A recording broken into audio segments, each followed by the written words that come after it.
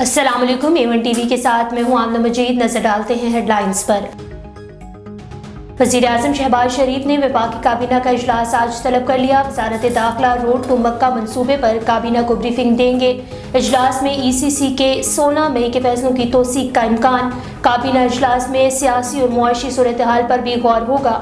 9 मई के पुरतशद्दुद वाक़यात के हवाले से शुहदाए पाकिस्तान से यकजहती कन्वेंशन आज इस्लामाबाद में होगा।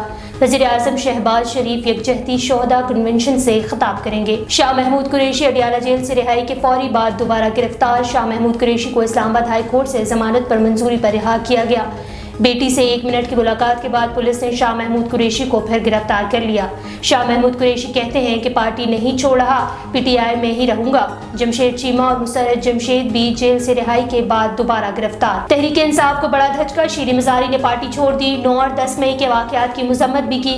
रियासती इलामतों को निशाना बनाने की सबको मजम्मत करनी चाहिए। GHQ, पार्लियामान और सुप्रीम कोर्ट पर हमले काबिले मजम्मत हैं। 10-12 दिनों में सेहत खराब हो गई, बच्चों और वालदा की वजह से सियासत छोड़ रही हूँ। साबिक सूबाई वजीर फयाजुल हसन चौहान ने भी पाकिस्तान तहरीक इंसाफ से राहें जुदा कर ली। फयाजुल हसन चौहान ने जेल से रिहाई के बाद न्यूज़ कॉन्फ्रेंस में बोले कि मुल्क में 9 मई के वाकयात पर दुख है। पाकिस्तान के खिलाफ होने वाली साजिशों को बेनकाब करूंगा। साबिक MPs मखदूम इफ्तिखार गिलानी और जलील शरपुरी ने भी PTI छोड़ दी। रुकने सिंध असम्बली उमर अमारी, रहनुमा अब्दुल रज़ाक और बिलाल गफ्फार भी पार्टी छोड़ गए।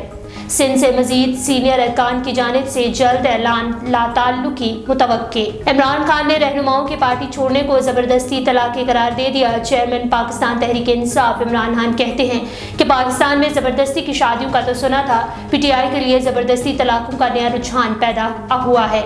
इस्लामाबाद में पेशी के मौके पर मीडिया से गैर रस्मी बातचीत में इमरान खान ने मजीद कहा कि लोग PTI को छोड़ नहीं रहे, छुड़ाई जा रही हैं। इस तरह कभी पार्टियां खत्म नहीं होती। A1 टीवी से फिल वक्त इतना ही। मजीद खबरों और अपडेट के लिए देखते रहिए A1 टीवी। A1 टीवी, सब पे नजर, अंदर की खबर।